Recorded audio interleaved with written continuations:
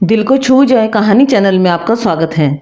आज की वीडियो में हम सुनेंगे अकबर बीरबल की कहानी रेत और चीनी। तो चलिए कहानी शुरू करते हैं। एक बार बादशाह अकबर, बीरबल और सभी मंत्रीगण दरबार में बैठे हुए थे। सभा की कार्यवाही चल रही थी। एक एक करके राज्य के लोग अपनी समस्या लेकर दरबार में आ रहे थे। इसी बीच वहाँ एक व्यक्ति दरबार में पहुंचा। उसके हाथ में एक मर्तबान था। सभी उस मर्तबान की ओर देख रहे थे। तभी अकबर ने उस व्यक्ति से पूछा, इस मर्तबान में क्या है?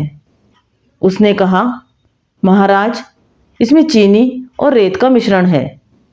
अकबर ने फिर पूछा, किस लिए?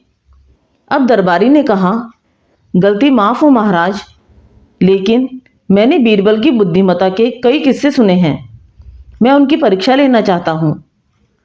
मैं यह चाहता हूँ कि बीरबल इस रेत में से बिना पानी का इस्तेमाल किए चीनी का एक एक दाना अलग कर दें। अब सभी हैरानी से बीरबल की ओर देखने लगते हैं।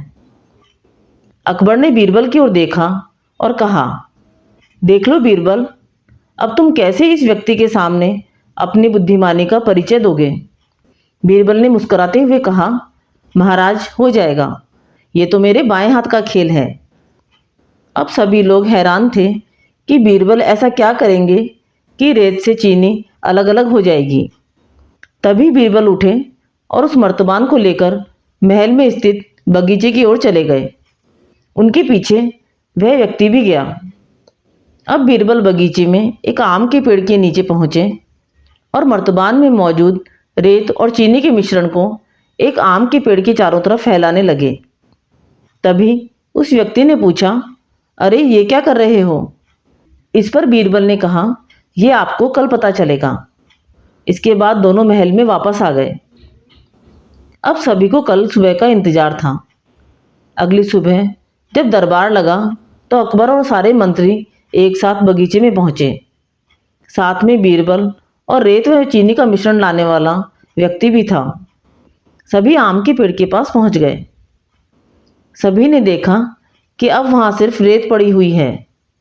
दरअसल रेत में मौजूद चीनी को चींटियों ने निकालकर अपने बिल में इकट्ठा कर लिया था और बची कुची चीनी को कुछ चींटियां उठाकर अपने बिल में ले जा रही थी। इस पर उस व्यक्ति ने पूछा, चीनी कहाँ गई? तो बीरबल ने कहा, रेत से चीनी अलग हो गई है। सभी ये सुनकर जोर जोर से हंसने लगे। बीरबल की यह चतुराई देख अकबर ने उस व्यक्ति से कहा, अगर अब तुम्हें चीनी चाहिए तो तुम्हें चींटियों के बिल में घुसना पड़ेगा। इस पर सभी ने फिर से ठहाका लगाया और बीरबल की तारीफ करने लगे। इस कहानी से हमें ये सीख मिलती है कि किसी को नीचा दिखाने का प्रयास आपके लिए हानिकारक हो सकता है। अकबर बीरबल की ये कहानी आपको अच्छी लगी तो कहानी को लाइक व शेयर करें। चैनल पर नए हैं तो चैनल को सब्सक्राइब करें। कहानी सुनने के लिए धन्यवाद।